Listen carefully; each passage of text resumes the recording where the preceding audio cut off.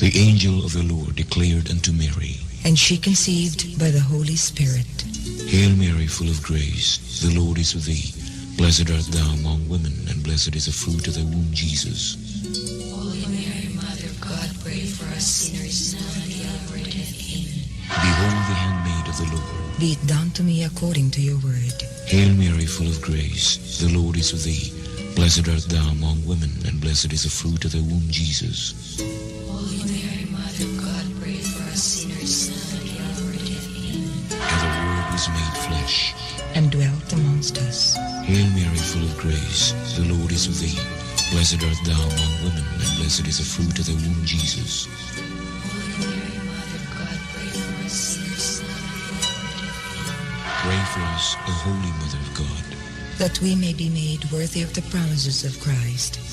Pour forth, we beseech you, O Lord, your grace into our hearts, that we, to whom the incarnation of Christ, your Son, was made known by the message of an angel, may by his passion and cross be brought to the glory of his resurrection, through the same Christ our Lord. Amen. Have to shell out to yield up to 200 bags or sacks of rice per hectare. Farmers now want the Marcos government to shoulder half of that production cost, or 15,000 pesos, to be given as cash dole out or unconditional cash transfer, not as a loan. Under the resurrected Masagana program espoused by his father in the 1970s, President Bongbong Marcos, as Agriculture Secretary, wants farmers to produce those 200 bags of rice. But farmers say the Masagana 150 and Masagana 200 would only sink them deeper into debt. Sa Masagana 150, Masagana 200, pauutangin may magsasaka. Nagtanim kami ng ayarite, tinamaan ng tungkol virus. Abay, hindi masaga ng ani, masaga ng utang ang inani namin, no, ng mga magsasaka. Former Agrarian Reform Secretary and now Chairman Emeritus of the Kilusang Magbubukid ng Pilipinas, Rafael Mariano, says the 15,000 peso ayuda can be sourced from unspent funds from rice tariffs amounting to 8.9 billion pesos. The Budget Department in early August released over 8 billion pesos as funds for a 5,000 peso subsidy covering 1.5 million rice farmers. When asked if it can allot more, the agency says it will try to look for other sources. We are in a very tight fiscal position. So yung sabihin, medyo kaunti na lang yung ating legroom kung ito po ay maaprubahan at maire-recommenda po sa Department of Budget and Management. Siyempre po, hanapan naman po natin ang pondo yan as long as meron po tayong excess revenue. Farmers and fishermen huddled in this tiny room somewhere in Quezon City, lamenting rising prices and input costs like fertilizers only make them poorer. It's not just the one-time cash transfer they seek. Their laundry list is long and requires congressional amendments on laws. But they did not spare the Bureau of Customs and Sugar regulators. Umiiral yung hoarding at cartel ng sugar industry na para sa amin, no? Hindi ito mangyayari kung wala ding mga kolaborasyon within o sa loob mismo ng ahensya ng gobyerno, SRA. The farmers' vows magnify the paradox that those who feed the nation are the ones who often end up hungry. Lois Calderon, CNN Philippines. The Trade and Industry Department confirms it has approved the price hike in some salt products based on DTI's price bulletin. Rock and iodized salt prices are up by as much as 3 pesos and 85 centavos per kilo. The agency explains this is just the first time manufacturers requested price hikes after 4 to 6 years. It also says there is still enough supply of salt in the country. Ang pagtaas ng presyo ng mga ilan na locally manufactured ay dahilan lang po sa kailangan na talaga nilang magtaas over the years. Ngayon lang po ulit sila nagtataas. Hindi po dahil sa shortage natin ng asin. On Monday, Agriculture Undersecretary Domingo Panganiban confirms the country is facing issues with the production of salt. Panganiban said that because of this, the government had to import salt.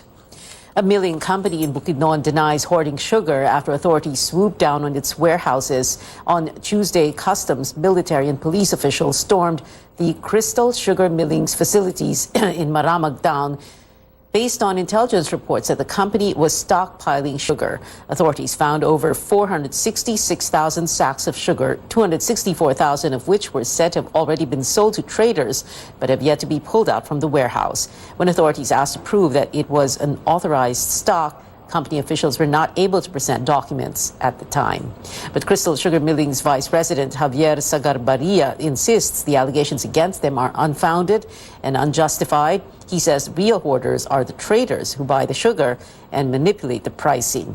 Sagarbarria explains of their total sugar production, they only get 34%. It is up to farmers and planters, to which traders sell the remaining 66%.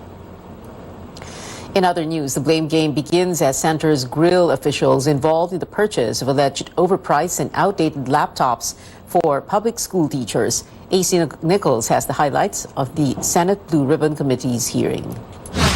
Senators compare it to a basketball game, as the Department of Education and Procurement Service of the Budget Department, or PSDBM, were blaming one another. Welcome to the basketball game that we do not see, that we do not get to see. Yan ang nangyayari. We only get to see it pagka may sumabog na. The Senate Blue Ribbon Committee is looking into a $2.4 billion contract for the purchase of laptops for public school teachers. The DepEd coursed the procurement deal through the PSDBM.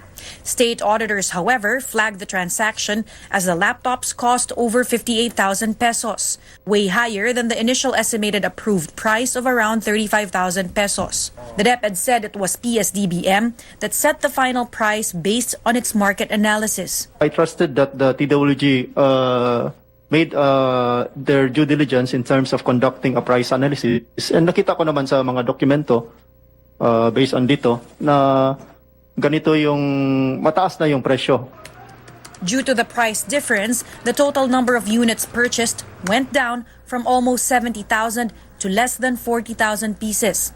Auditors also noted that the laptops had old processors, which do not match the required technical specifications. Senators said the DepEd should have asked for a better deal. Ito ay Mac-Air. Ito yung presyo ng pinabili mo na entry level para sa mga teachers. So is it incompetence o kakuntsaba ka ng mga taga-DBMPS? Senate Blue Ribbon Committee Chairman Francis Tolentino also pointed out errors in the Memorandum of Agreement between DepEd and PSDBM. The Food and Drug Administration was mentioned at one point, which he says reflects negligence. Siguro dito po nag-uugat yung problema natin. Yung legal department natin medyo mahina. Former PSDBM Executive Director Lloyd Christopher Lau explained the price went up due to the high demand for gadgets amid the health crisis. Lumiit yung work in the office, tumaas yung work from home. So everybody was buying laptop, pati yung schools, and everybody was going online. So the demand for laptop increased. That's the reason why tumaas yung prices. Senators believe there are lapses from the get-go when the PSDBM conducted its market analysis. It would appear one individual from PSDBM's planning division was responsible for selecting possible suppliers for the deal. Engineer Marwan Amil is saying he sent requests for quotes to 6 possible suppliers. However, the senators noted that most of these suppliers could not supply laptops with the required specs. Sa dami ng supplier sa Pilipinas, no one can supply 1.9 gigahertz. Yung 6 lang po yung sinendan ko po. Some senators believe there is corruption involved here. There's one question senators asked: is the PSDBM worth saving, or should it be abolished amid these questionable deals? AC Nichols, CNN Philippines. While the Education Department says the school opening went smoothly, a teachers group disagrees, saying there is still no clear plan for a safe return to in-person classes. ACT Teachers Party List asks DepEd for a, quote, truthful assessment of the educational system to obtain enough funding and create what ACT party list calls an evidence-based plan for classes during the pandemic. The party list says over half of teachers surveyed in Metro Manila worry about their safety in schools because of COVID. The group also says resources were lacking, resulting in packed classrooms and overworked personnel. DepEd previously said it planned to hire more teachers.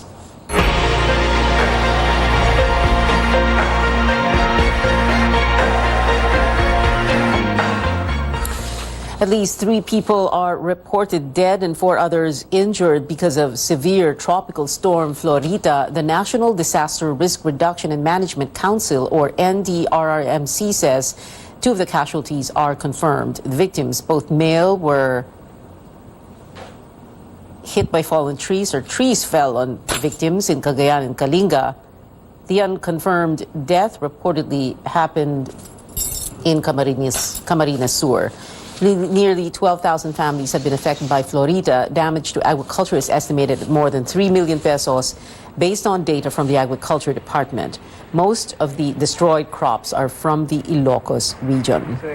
We head on over to one of the hardest hit regions, Cagayan Valley. Officials still assessing the damage from Florita, but so far it has affected over 2,300 farmers in the capital city of Tuguegarao. Stanley Gaheta has the details.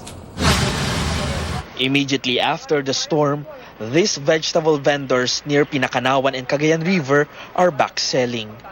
Talagang pinipilit lang po namin, yun lang po ang pagkabuhayan po namin. Kaya pinipili na lang po namin dito. Kahit medyo mahirap. Hanggang sa digdib yung baha dito sa loob. Putik-putik to, ang daming putik yan. Lahat ng po, nasa daan, putik yan. Galing dito, na tibag yung nasa taas. Pumalik kami para mag-display na kami, saka maglinis. Tuguegarao City is now business as usual days after severe tropical storm Florita hit Cagayan province. However, the agriculture sector is still reeling from the storm as it damaged 38.1 hectares of rice plantation, affecting 40 farmers. More than 2,790 hectares of cornfields were also damaged, affecting 2,300 farmers. Rice and corn are the primary agricultural products of the province. Yung mga nadapa na crops natin, may chance pong makarecover. So may 50% chance naman ng recovery. A few minutes, The mayor is not yet ready to declare a state of calamity as her office is still waiting for the post-disaster assessments from other agencies. The local government plans to use funds allotted for the national state of health emergency in case there is an immediate need to provide aid to affected farmers. So far as the whole city is concerned, maganda naman po yung kalagayan natin lahat. Ngayon dito, manageable pa. Manageable kasi we will be honest with that. All evacuees have returned home, but residents from 20 affected barangays are asking for relief goods from the city's Social Welfare and Development Office. We still to do validation to other barangays to see if they are really na flood po. There are no severely damaged infrastructures and submerged bridges have already been cleared. Kung ikukumpara natin yung pag-check ng Typhoon Florita, mas maganda po yung naging situation ng lampak ng Cagayan ngayon. At hindi ko masyadong naminsala po yung lampak ng Florita sa kanyang pagdaan. Local officials also said they were 95% prepared this time as they laid down all plans before Florita hit the region. Stanley Gaete, CNN Philippines. Up ahead, the Senate committee reopens discussions for charter change, and the SUV driver in the Mandaluyong hit-and-run case gets indicted for frustrated homicide. Newsnight will be right back.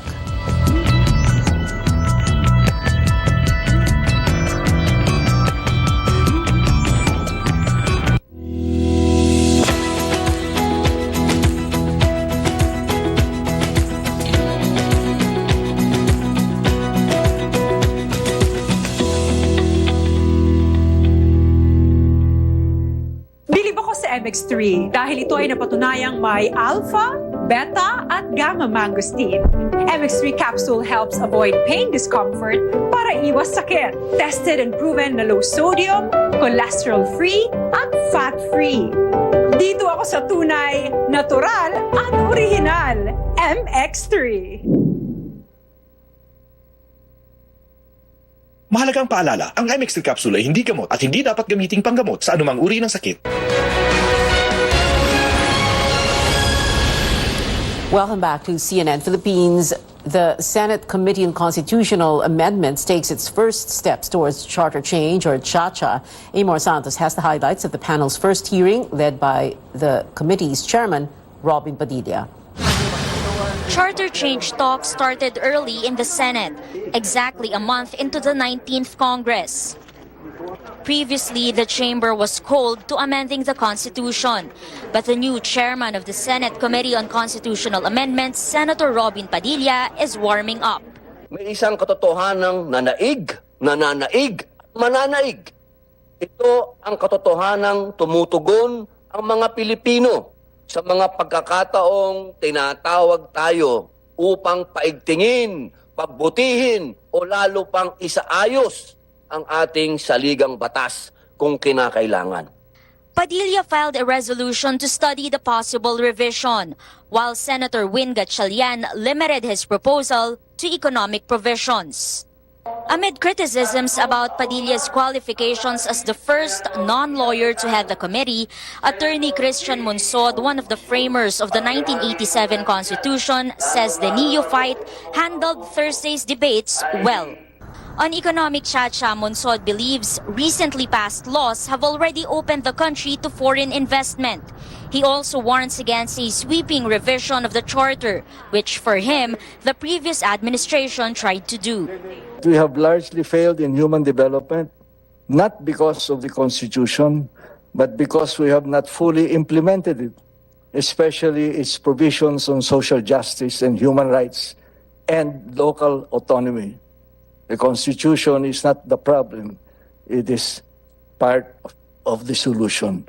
The Puno Committee is a new Constitution. It's not a revision of the Constitution. For Monsod, only a few changes are needed, such as allowing tandem voting for President and Vice President. While for some advocates, the President should be entitled to a 4-year term with re-election instead of a single term of 6 years. Mas maganda ngayon na maipasa na po natin ito sa simula pa lamang ng Marcos administration para hindi tayo magawa ng issue na ito ay ginagawa lang natin para pahabain ang termino ng Pangulong Bongbong. But Monsod asks, how can a Congress run by political dynasties be trusted with this job? It's a long-distance run of commitment and endurance. But until we get a new generation of leaders who come from the poor, there will be no real change in this country. Pagka ganun po ang susundan natin ay abutin po tayo ng second coming ni Jesus Christ. Hindi po mananalo ang mahirap. Pero dito po, sa komprehensibong pagbabago, binibigyan po natin ng kapangyarihan na magbuo ang mga mahihirap ng partido, tulungan ng Estado. Amor Santos, CNN Philippines. The Jail Management Bureau is looking into a protest staged by more than 100 inmates at an Iloilo jail over food. The inmates climbed the roof of the building Wednesday, with some of them holding placards calling for the removal of the warden. The jail's district inspector, Norberto Michano, relieved from his post to give way to the probe. Based po dun sa report na natanggap po namin, maayos po ang pagpapakain sa ating mga PDL. Kausap po natin yung mismong warden, and sinabi niya, nagpaliwanag siya na kung meron mang problema sa pagkain ng mga PDL, hindi ho sana dati pa na ilapit sa kanya, pero ni isa wala man hong lumapit o nagsabi na meron ho silang problema. Pero dahil ho meron silang ni-raise na concern, mahalaga po sa amin na ma-validate ito, makausap mismo sila para ho kung may problema nga ay maiayos po natin. The Jail Bureau also looking at the possibility that the inmates protested because they are unhappy about being transferred to another building. Meron ho tayong old building dyan at saka yung new building. Sa new building ho sila nagkandak ho ng noise barrage. Ito hong mga dating leader doon, inilipat na ho natin sila at sila nga ho yung nag-istiga ng gulo kasi ayaw po nila yung bagong facility na kanilang paglalagakan dahil mas mahigpit na ho doon at gusto ho nilang bumalik sa dati. The driver of a speeding sport utility vehicle faces charges after hitting and killing a security guard in Cavite. This comes just as the Mandaluyong prosecutor's office indicted for frustrated homicide another SUV driver who ran over another security guard 2 months ago. Carrie Cator reports. Prosecutors have indicted Jose Antonio San Vicente for frustrated homicide, a downgrade from the frustrated murder charges filed by the Mandaluyong City Police. The resolution filed before a regional trial court says the June 5 hit-and-run incident does not qualify for frustrated murder. It notes the absence of, quote, an initial intention to commit a crime. Prosecutors also dismissed the complaint for abandonment of one's own victim, citing lack of probable cause. San Vicente's camp refuses to comment, but it earlier stood by its statement San Vicente had no intention to run over the victim and security guard Christian Floralde. Floralde's lawyer, Federico Biolena, tells CNN Philippines they might file a motion for reconsideration. The LTO is leaving it to the court to decide on San Vicente's case. Earlier, the agency revoked his driver's license and permanently banned him from driving a vehicle. In Cavite, another hit-and-run involving a security guard and traffic enforcer. 54-year-old Rodolfo Mejos was manning traffic along Barangay Salawag in Dasmariñas when a speeding SUV hit him Monday afternoon. Mejos was rushed to the hospital but was declared dead on arrival. Dasmariñas Police Chief Juan Oruga says the victim's family agreed to settle, but the driver is facing charges for violating the anti-drunk and drug driving law. Authorities hope the incident will serve as a lesson to drivers. Siguro naging bainaw sa pag-drive, maging may hinat. Siguro naging bainaw sa pag-drive, maging may hinat. Siguro lagi tingnan yung mga karsada diyan para wala po na mapahamak ng mga tao. Carrie Cator, CNN Philippines. Mandaluyong Police says it has nothing against the downgrading the case against San Vicente. The Land Transportation Office in talks with officials of 5 Metro Manila local governments for possible changes to the no-contact apprehension policy. At the hearing of the House Transportation Committee, LTO Chief Teofilo Guadis said they are urging LGUs to lower penalties collected from erring drivers or at least make it at par with those imposed by the Metropolitan Manila Development Authority. Transport Assistant Secretary Guadis clarifies the LTO merely tags motorists apprehended through the NCAP and that it is up to local governments to decide on how to implement the policy. For the public utility vehicles, as of this time, we are trying to craft a module wherein the penalty should be given to the driver, not to the operator of the motor vehicle. It should be much, much lower than the fees being charged by the LGUs. As of this time, our inclination is that even if it has already been tagged, but the summons has not been served yet on the motor vehicle owner, we will allow registration, we will allow renewal of the license. We will only tag after the due process has been given. The LTO also says it can resolve the backlog on motor vehicle license plates by the first quarter of next year, 2023, using 8 machines to manufacture them. Guadis adds the LTO is up to date in issuing license plates for vehicles bought this year. Owners can get them in 5 to 7 days if the dealers submit documents promptly.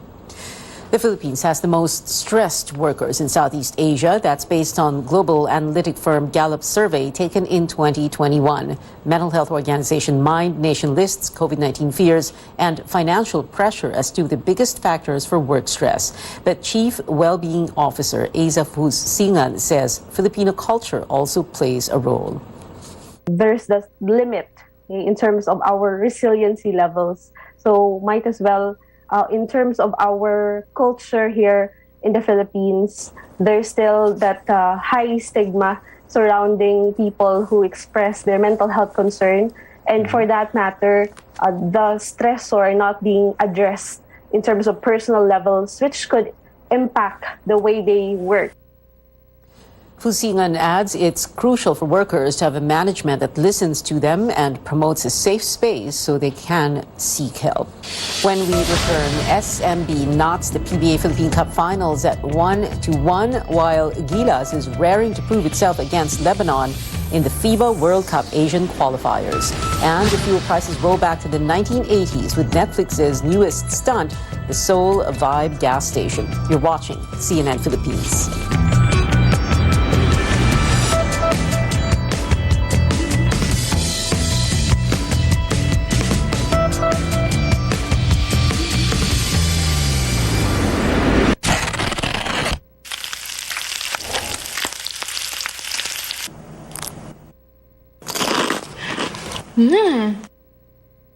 Listo at ganado ang baby ko sa vet-approved Nutri-Chunks with active boost and prebiotics na pampalisto.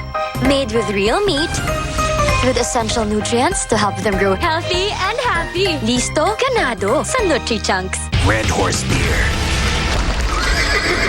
Ito ang tama. Sarap ulitin ng lakas ng tama pero di wasak.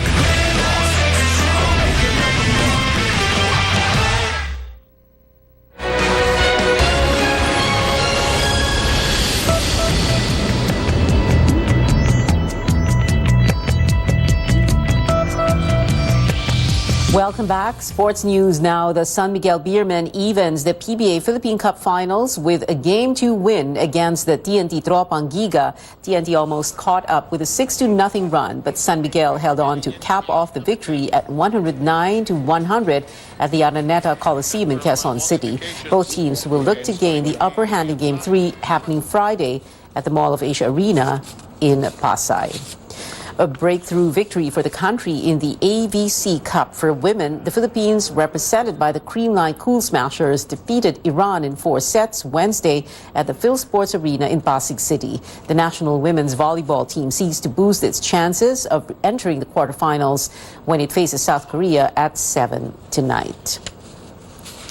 And the Samahang Basketball ng Pilipinas celebrated the 1 year to go milestone leading up to the 2023 FIBA World Cup to be hosted by the country. SBP President Al Pandillo says the federation is determined to form the best team possible for the competition. Several local ambassadors were also introduced, including members of the fabled Gilas Pilipinas squad that brought Philippine basketball back to the World Cup in 2014, and another country's pride, 2018 Miss Universe, Catriona Gray.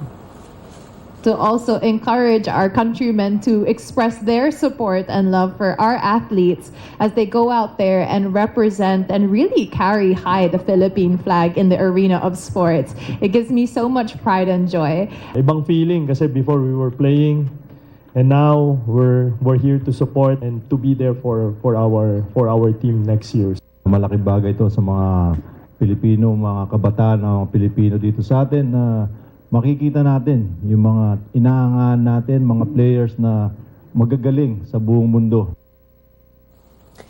The list is out. Here's a look at the Gilas Pilipinas 12-man roster for the match versus Lebanon tomorrow, Friday at 2 a.m. Philippine time for the FIBA Basketball World Cup Asian qualifiers. Roosevelt Adams, the top pick in the 2019 PBA draft, missed the cut but was part of the initial 13-player lineup. In entertainment, actress Angelica Panganiban shows off her baby bump and motherhood glow in her stunning maternity shoot. The soon-to-be mom first announced her pregnancy in March. On Instagram, she flaunted her pregnancy body with a caption, "Happiness is on the way." Angelica and her partner, Greg Homan, said their first child. Great news for motorists. Seoul Vibe gas station drives us back to 1988 with very low gas prices for a limited time only. For 1 day, online streaming platform Netflix is opening a gas station on EDSA, Quezon Avenue, that will sell gas at 7 pesos a liter. That's happening tomorrow. Vehicles need to pre-book their visit, and the promo is capped at 40 liters per vehicle. Online registration has begun. This is a promotional stunt for the Korean movie Seoul Vibe. It's set in the year 1988 when gas prices were still cheap. 7 pesos per liter. Yan ang presyo ng gasolina sa Netflix Seoul Vibe gas station. At di lang presyo ng gasolina ang napunta sa 1988, pati ang buong gas station at crew, balik 1988 rin. Isang araw lang ibebenta ng Netflix Seoul Vibe gas station ang gas sa presyo noong 1988 at hanggang 40 liters ang pwedeng ikarga ng bawat kotse. Paano magpagas? Mag-book lamang ng slot sa soulvibe1988.ph. Pre-registration is required. Kung wala kang reservation, hindi ka pwede magpagas. Limitado lang ang slots kaya mag-book na sa soulvibe1988.ph.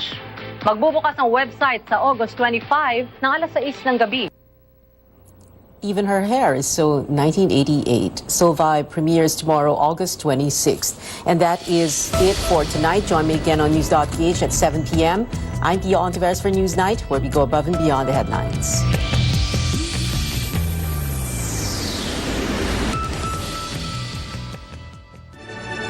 RPN Radio Philippines Network. Radyo Ronda DXKS Surigao. Member, kapisanan ng mga broadcaster ng Pilipinas. Presumptive President or President-elect Bongbong Marcos's days as an ordinary citizen will soon come to an end. The same goes for his running mate, presumptive Vice President Sara Duterte, who will serve as the country's next Education Secretary. The Senate and the House of Representatives convening a joint Congress to form the National Board of Canvassers for the two highest elected positions of the land, ignoring a petition at the Supreme Court to cancel BBM's Certificate of Candidacy. Now, in this episode, we will walk you through the canvassing process and why it matters.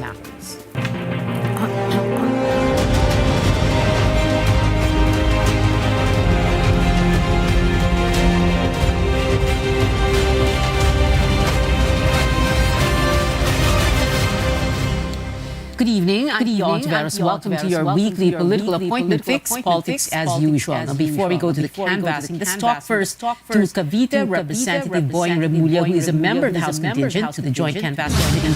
But at the same time, and this is really why we're speaking to him tonight, he has just been named as Justice Secretary of the Marcos Cabinet. Good evening, Congressman Boying Remulla. Can we begin with this? So you're a re-elected, you want a fresh term as Congressman. What's going to happen to your position? Who's going to take your place? What happens next? Via the law, under the law, there are two options here. One is a caretaker can come in to deliver the funds to my district, whatever funds are allocated by the government.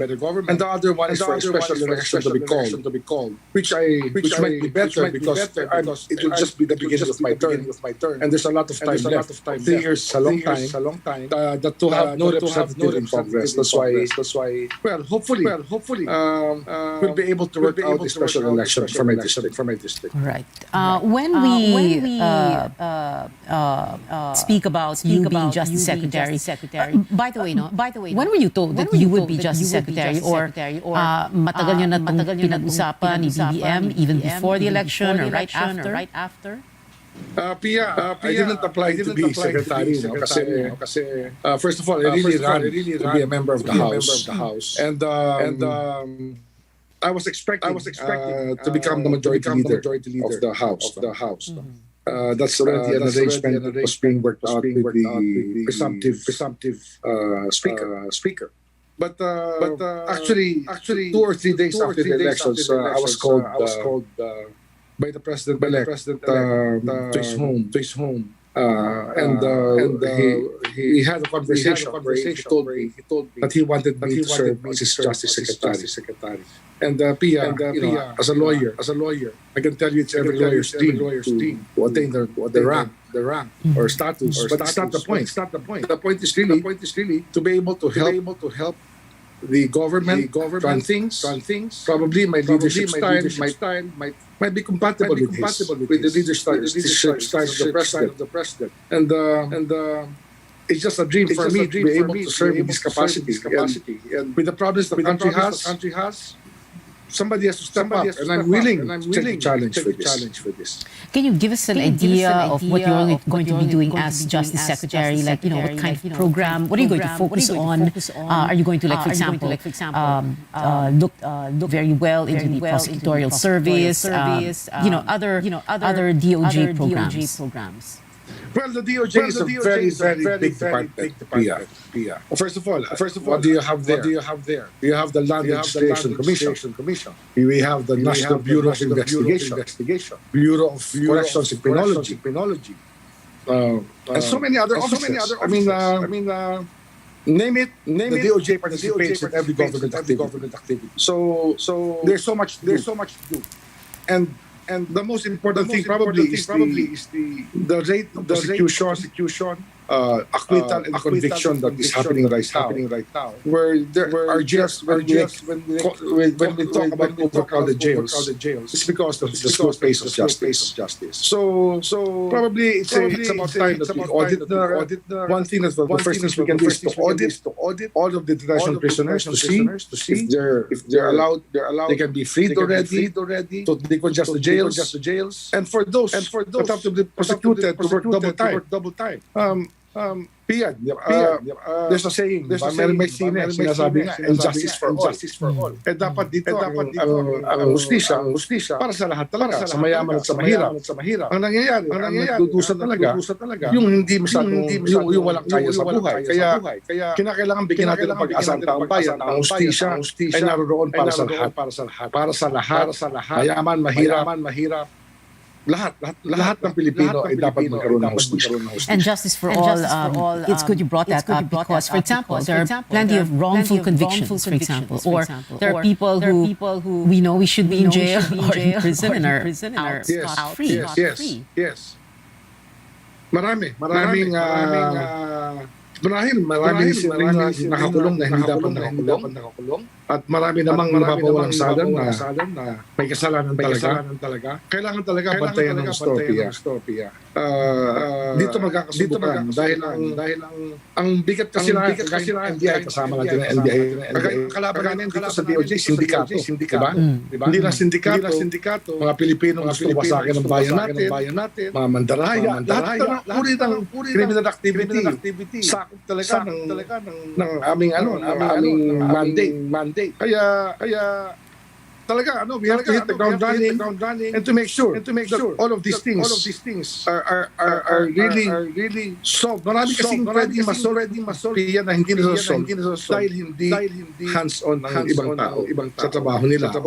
O kaya medyo ang institusyon ay walang mababa ang moral, minsan walang budget, at minsan talaga kakunsapan ng sindikato yung iba. Kaya iayos natin ang lahat. Itama ang mali. Sabi nga ni Ping Lacson. Yun. Kailangan natin gawin lahat. Okay. In the immediate aftermath of the election, napag-uusapan kasi yung, for example, if BBM were to push his unity theme, his unity campaign theme beyond the campaign and moving forward, that would there be that possibility of the new Marcos administration looking into, for example, the cases against Laila de Lima, who was and very clearly anyway, was a very severe critic of BBM himself. Well, that would be part of the continuity of the job that I will have. Alam mo naman, it's about institutional continuity. Just like the presidency or any department, kailangan tuloy-tuloy ang trabaho niyan. So those cases left hanging, we have to resolve. And everything, if there is a need to review, we will review. Pero yan, lahat yan, kasama yan, PIA. Politics or no politics. Ano yun May kaso talaga yun. Wala tayong magagawa. Ang magagawa lang natin dyan, siguraduhin lang natin na tama ang ginagawa ng justice system sa lahat ng inuusig. At yun ang kailangan natin gawin. Ang karapatan, igalang natin. Lalo na ang ating constitutional rights. Well, yun ang importante to do what is right. Kong Boy, also, we have a minute and a half to go before we let you go because I understand you do have something to attend to. Let's talk very quickly about the canvassing. So you have that petition to cancel yung COC ni BBM pending before the Supreme Court, but at the same time, it is all systems go for the canvassing. You have a 31 million votes for the president-elect and equal number of votes also, give or take, for Sara Duterte. So Dire-diretso lang ito, hindi po ba? The canvassing, as a matter of fact, people are saying perhaps by Wednesday evening or earliest Thursday, we could have a proclamation already.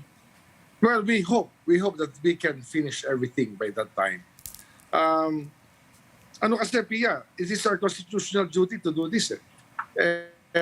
Hindi naman ito binigay sa Korte Suprema para i-desisyon kung sino magiging presidente ng Pilipinas, di ba? Ang saligang batas, sinabi, the National Board of Canvassers shall be constituted. Kaya gagawin lang namin ang aming tungkulin sa abot ng aming makakaya.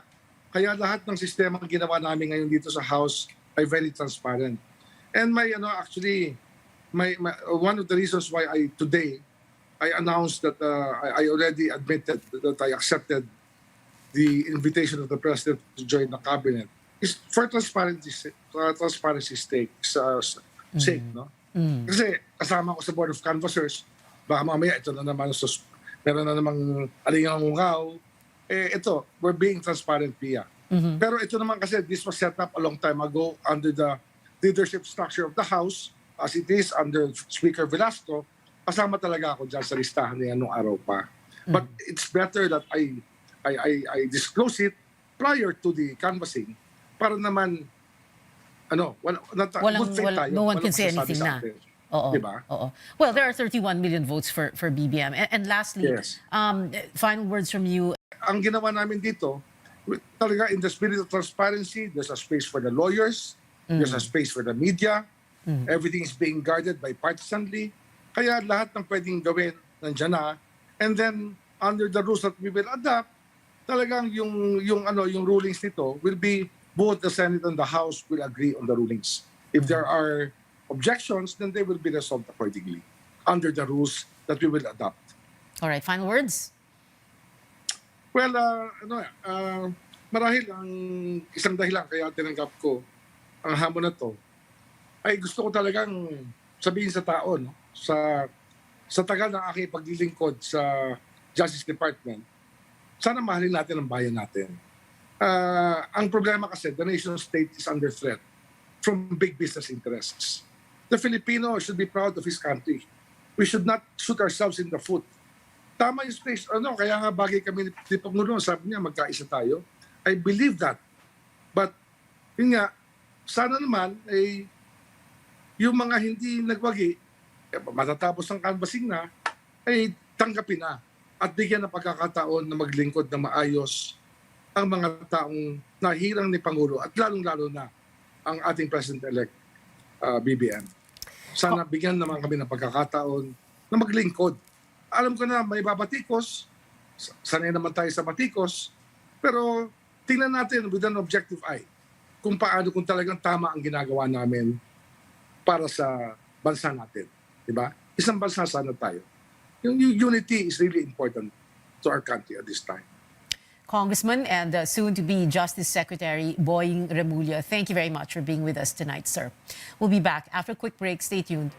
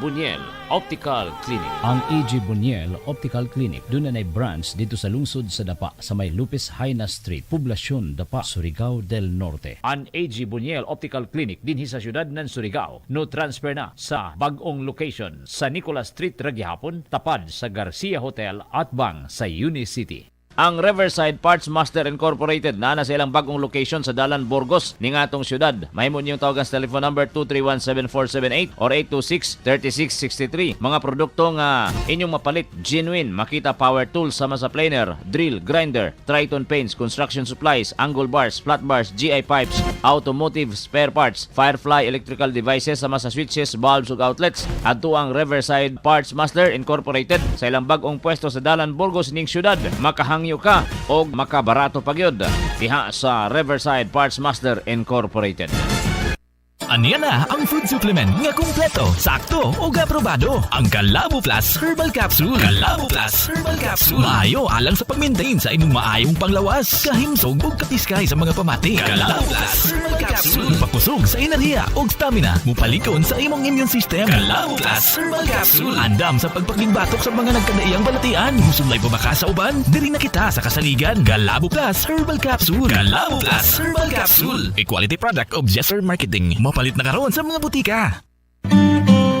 EXL Makabuhay Plus Dietary Supplement. Nakakatulong iwasan ang iba't ibang uri ng sakit tulad ng diabetes, arthritis, rheumatism, hypertension, cancer, urinary tract infections o UTI, respiratory tract infections tulad ng ubo, sipon, lagnat, heart attack, constipation, fatigue, kidney, lung problem, premature aging, memory loss at depression. EXL Makabuhay Plus Dietary Supplement. Buhay at makulay ang buhay sa EXL Makabuhay.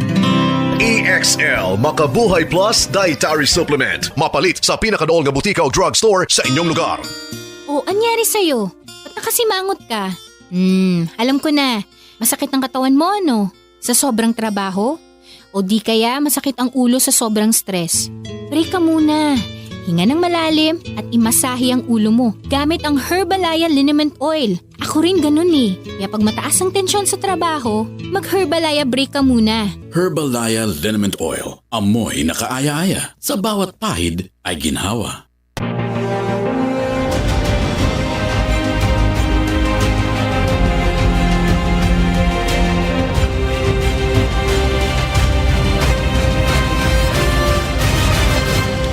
Welcome back. This is Politics as Usual. Expeditious, transparent, and credible. That is how House Speaker Lord Alan Velasco is describing what is expected to be the canvassing process for the 2022 presidential and vice presidential elections. Now, before we begin, here are the members of the House contingent to the Joint Canvassing Committee.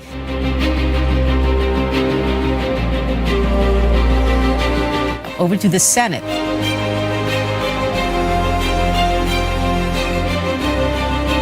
Team that binds our lawmakers together. Senate Secretary Myra Marie, House Secretary General Mark Leandro Mendoza, and House Sergeant at Arms Brigadier General Rodelio Hoxon.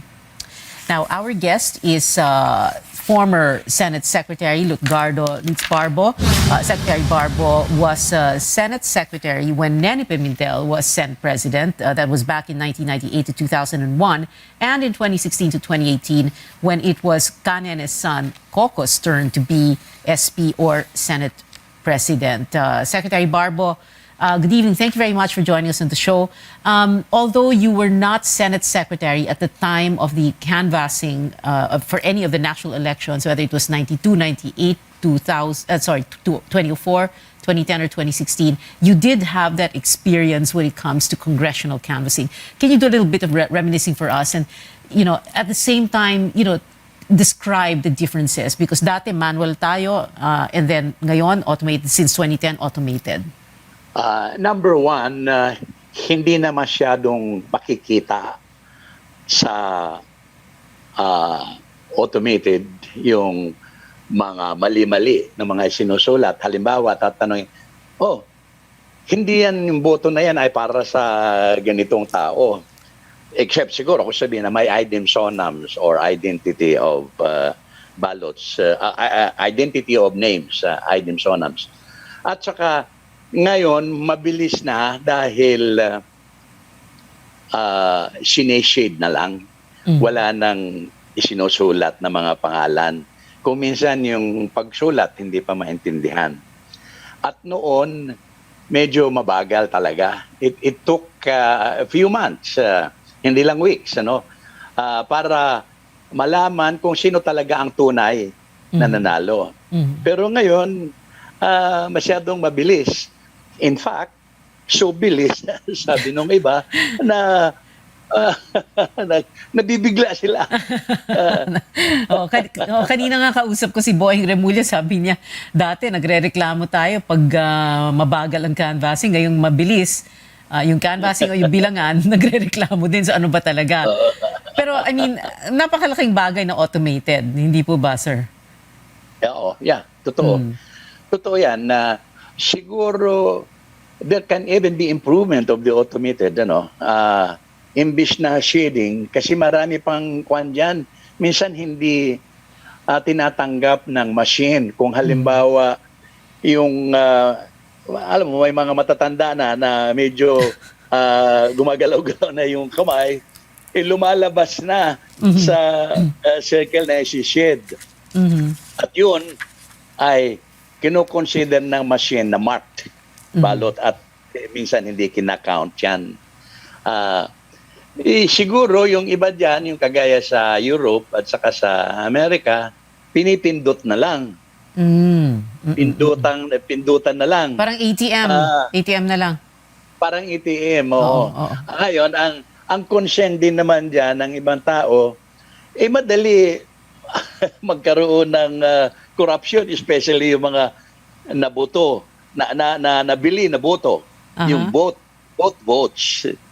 Yung nabili na boto, both votes. And then, you can never erase suspicions. Some of the suspicions are reasonable, and some are totally baseless.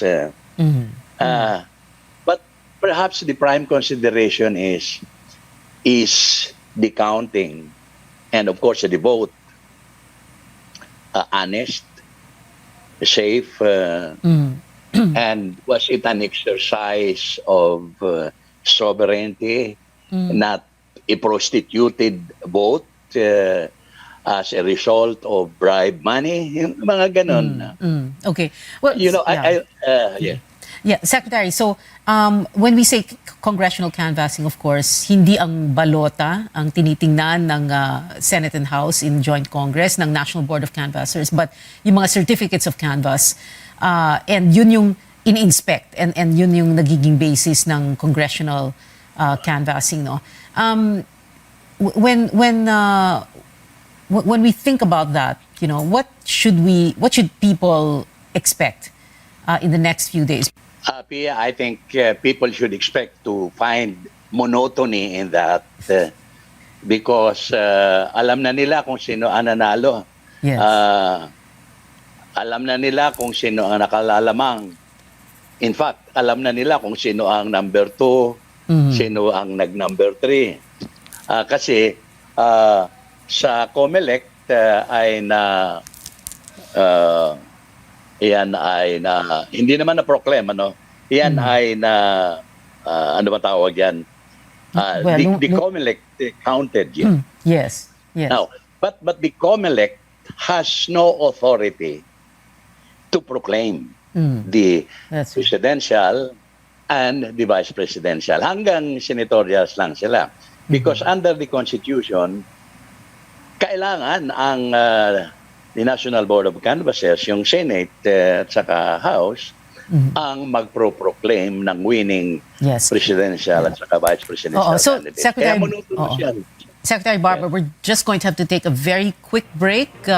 More when we return. This is Politics as Usual.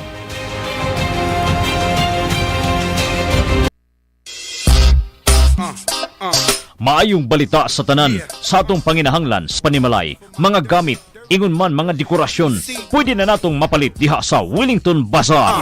Anausab sa Wellington Bazaar ang mga bestidahon, karsunison, plain t-shirt, plastic chair, floor mat, mantel, banig, folding bed, habol, mosketero, trapal, lideret, basketball, stuffed toys ug mga dulaan sa bata. Ang Wellington Bazaar ana magalagad kanato sa Dalan Kaymo ning Dakbayan sa Surigao.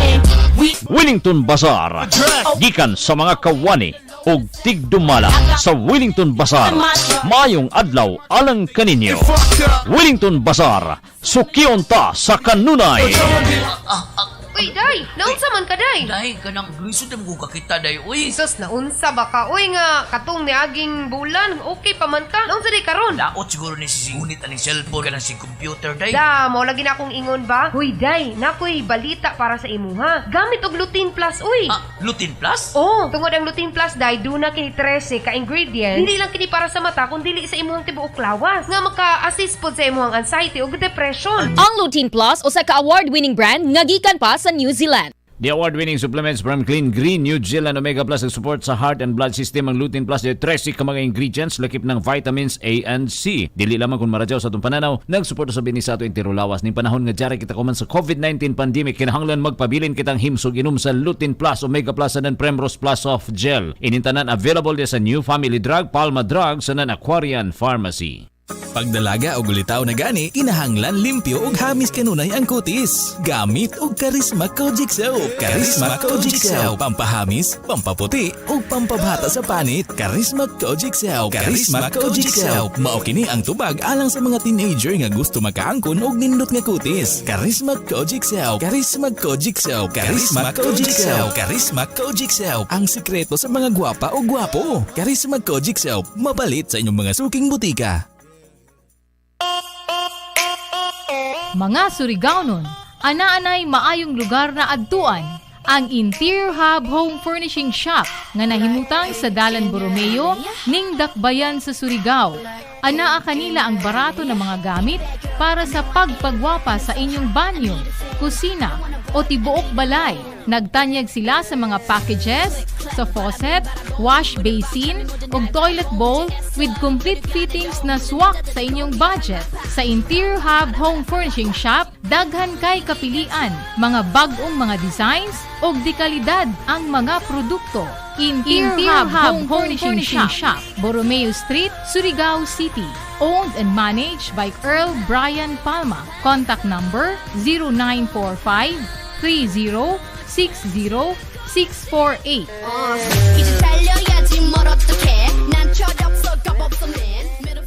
EXL Makabuhay Plus Health and Wellness for God's Glory. Nakay pasyente ma'am no mo isuon o sa gibati ato ma'am. Ang gibati ato niya do ikalihok yung mga lawas, ang ulo lang makalihok ang kamot dili wala na di nakadaw yung lawas bugab na kaayo mandi maasay ang tiil. Makabuhay plus lang jud tuloyan sa Ginoo. Samsud nakalakaw na di siya do. Primero ina niya pero hinga na di ang pamati magalihok na pagkatudis makakaon na siya makagulit na sa kusara. Makabuhay plus lang jud kaluyan sa Ginoo Dios. Interesting ipaya na naman nakakita ni ani sa mong balay na nagmotor na jud. Sige pangalan nimo ma'am? Charlie po, Dagaturin. Makabuhay! EXL Makabuhay Plus Dietary Supplement. Mapalit sa pinakadool nga butika o drugstore sa inyong lugar. O, anyari sa'yo? Ba't nakasimangot ka? Alam ko na. Masakit ang katawan mo, ano? Sa sobrang trabaho? O di kaya masakit ang ulo sa sobrang stress? Break ka muna. Hinga ng malalim at imasahe ang ulo mo gamit ang Herbalaya Liniment Oil. Ako rin ganun eh. Kaya pag mataas ang tensyon sa trabaho, mag-Herbalaya break ka muna. Herbalaya Liniment Oil. Amoy nakaaya-aya. Sa bawat pahid ay ginhawa.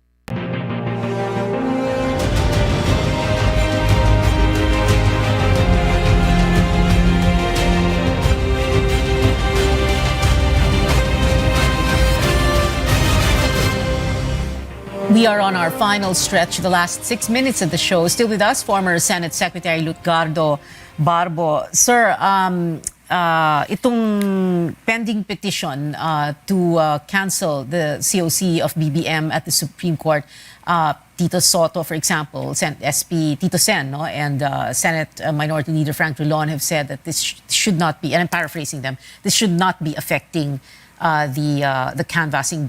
Matutuloy yung canvassing, it won't really matter in the end. Is that how you see it also? Dapat diretso lang tayo sa canvassing? I think so kasi under the Constitution, sinasabi na not more than 30 days dapat i-convene yung National Board of Canvassers. In other words, the Senate and the House are under obligations to organize themselves and check into the winners of the presidential and vice presidential candidates. And whatever the Supreme Court decides on, whether it does or does not cancel the COC of BBM, it will not impact on the work of the House and the Senate. Or, siguro more correctly, if the Senate does, if the Supreme Court does say now, all right, we're going to cancel the COC of BBM, medyo we have a problem there, right? But do you see that happening? That could plunge us in the constitutional crisis, wouldn't it? Yeah. It depends on the Constitution and in the conviction of the members of the Supreme Court. Remember, they were appointed by the president, the incumbent president, and dito sa Pilipinas, hindi pa yata nawawala yung utang na loob. Okay, Kaiba. sir, what are you saying? That you think that they should cancel his COC? What are you saying? Well, ano ito, conjectural lang ito and speculative. Now, I think the Supreme Court should look into the basis of the complaint. Halimbawa lang sabihin nila na ay dapat siya ma-disqualify because he violated the law, because up to now Bongbong, or you do not want to call him Bongbong, BBM, is a convicted criminal. And he is under the judicial records of the judiciary natin, he's a convicted felon. And we should be guided by that. Yeah. But how do we... on the other hand... Sige po, kayo muna. On the other hand, baka naman sabihin, teka muna, kalaki-laki ng lamang, o boto niya, 31 million. You simply want to erase that number of votes, right or wrong, boto yan ng mga tao. But there is... I think, yes, of course, definitely the fact should be looked into. But there is, like you brought it up yourself, there is that question, 31 million votes for BBM, an overwhelming amount of votes that we've never seen in history. And then, ang laki ng lamang niya kay Lenny. Di ba? So, paano yun Parang, does that make it, para bang nagiging political question na ito? And then, paano... how will the Supreme Court step into the fray, so-called, di ba? Because people have voted. You have 31 million Filipinos voting for BBM. Less than half of that number voting for the second placer, Lenny. And then the Supreme Court coming in and saying, well, he's a convicted, let's cancel his COC. That should have happened before, long before. And then there is also that question, long before he ran for president, he ran for Congress, ran for governor, ran for the Senate. And tuloy-tuloy lang siya. No one questioned him at that point. So, paano to? Yes. Well, yes, to some extent. Ang gulo niyan. It will be chaotic. Yeah, magulo yan. Because, some will say, dapat ang second placer, dapat si Lenny mag-presidente. Yung iba magsasabi, kung i-disqualify nyo o kung ika-cancel yung COC ni BBM, dapat si Sara kasi siya mag-VP, di ba? O, paano na? Magulo. Ang gulo nito. Naku, ito na naman tayong Pilipinas. Paano po yun, sir? Kaya nga siguro, dapat maganda at mahusay at based on facts, yung magiging analysis ng decision. Kasi the law must be upheld at all times. Right. Sabi nga nila doon, di ba sa may mga sinasabi noon na justice should reign, heavens may fall, parang ganyan. Yes. Whatever happens, justice should be, parang ganon. Ngayon, kung halimbawa, kasi sa susunod, gagawin na president? Parang president. You can be a convicted criminal and then you run for the highest public officials. But anyway, well, we just need to wrap this up already, Secretary Lutz Barbo. But yun na nga, no, mauunang matapos ng trabaho ang ang National Board of Canvassers, yung Senate at yung House. Dahil 15 days pa para mag-comment, sabi nga ng Korte Suprema, dun sa petition to cancel yung COC ni BBM. Anyway, sir, maraming salamat po. Thank you very much for your time tonight. We've been told before, don't talk politics at the dinner table or at a family reunion or in Viber groups and risk digital warfare. But we can talk about it here at this table on this show, your weekly political appointment fix, politics as usual. I'm Pia Ontiveros. See you back here next Tuesday, 8:30 p.m.